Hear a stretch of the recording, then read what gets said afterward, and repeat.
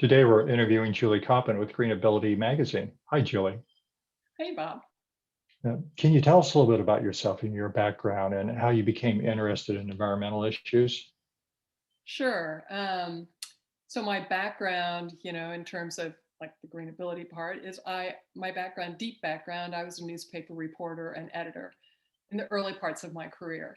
And then I became a public relations consultant. So I spent a lot of my career helping other organizations, especially nonprofits, promote themselves and tell their story. So that's some of my professional background. I did some of that as a consultant. I also worked at Rockers High School as their director of marketing and public relations for over 10 years. And I most recently have also helped a company start a very eco-friendly green printing company in a LEED Platinum building. Then they've become zero waste. It's an online Huh. printing company. So I've done some other things along the way and in conjunction with while I was still doing Greenability. So, but what brought me to environmental issues, it's over a course of time. It's a life of things that have happened. I think anybody who has kids, and we have 6 kids, but anybody who has kids is concerned, even back in the 90s, I was concerned about things that were happening with the environment in terms of how that affected them and their health. And so I just kept paying attention, even when other people weren't really paying that much attention. And then I also love being outside. So again, my kids were super involved because I got them outside a lot, and we did things like cross country tent camping trips, and um, everybody learned how to garden, and we learned how to grow our own food, and lots of things. So it ranged from things I was worried about to things that absolutely delighted me about the environment. So that's sort of the beginnings of things that got me interested. Um, but when it comes to actually doing something about it professionally, that's where I realized, what can I possibly do? What's my part?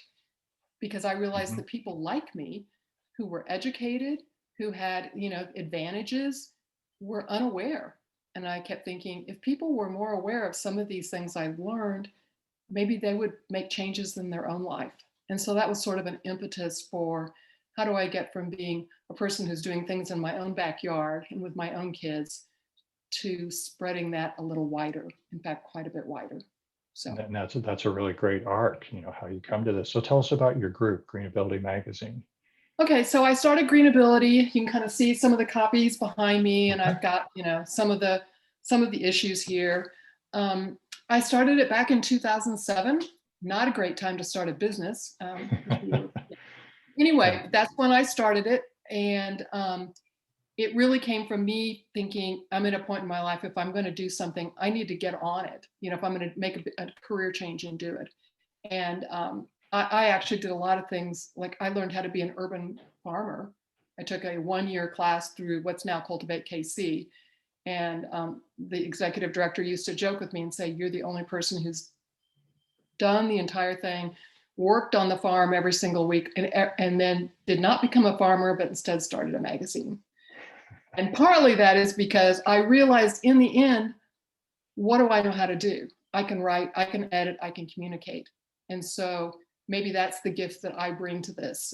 And that's how I started the magazine, telling the stories of the farmers I met who were doing organic farming, which back then hardly anyone was doing that in the city. And now there's tons of urban farms, to energy efficiency and renewable energy and recycling, all the things that back when I started, people were really not talking about, except for maybe a core group, but the majority of people were not paying much attention to. So I look at myself as the PR person of this, in terms of tell the stories and make it so engaging and show all the cool things about it that you want to do it because it looks fun and you see the benefit and you're going to feel good about it, versus taking a fearful based approach, which I don't take. So anyway, so Greenability, it started as a bi-monthly magazine. It was subscription, and also on I got it on a couple hundred newsstands, and so that's how you could access it. And that went along for several years like that. And I realized it wasn't really growing. I had this incredibly loyal base of people who subscribed every year and just loved it, sent me notes in the mail, email. I mean, they loved it, but it wasn't going to that next level. So my goal, my mission of helping other people and impacting other people, I felt like I wasn't really doing it because I couldn't reach more people. So took a big transition in 2015 and decided to go from paper to all online.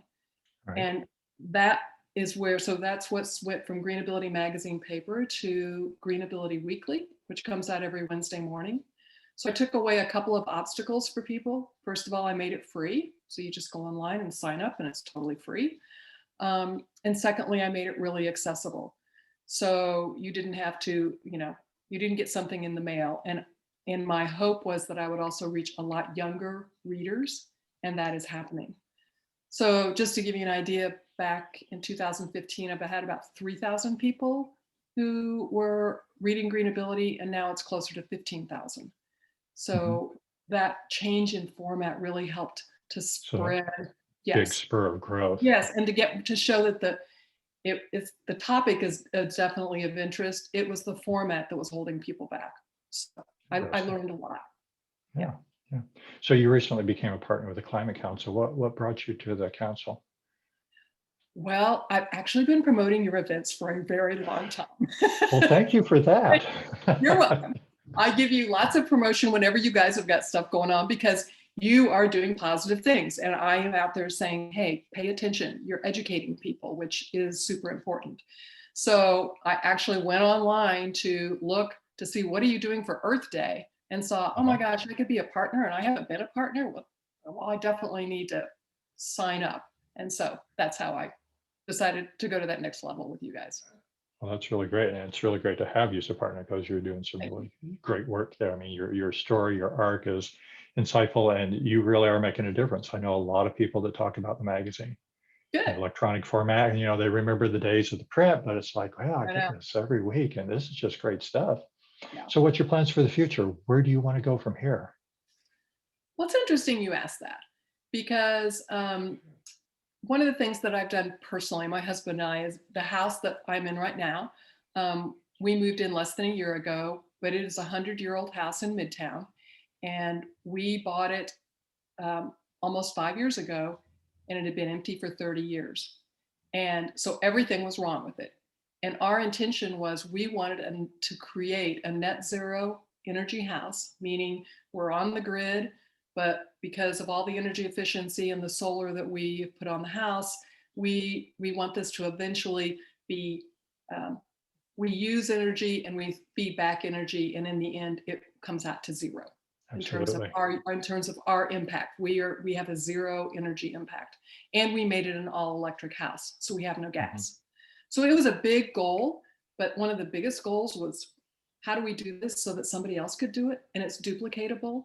So for instance, our very energy efficient windows, we didn't order from Europe, we ordered them from Iowa.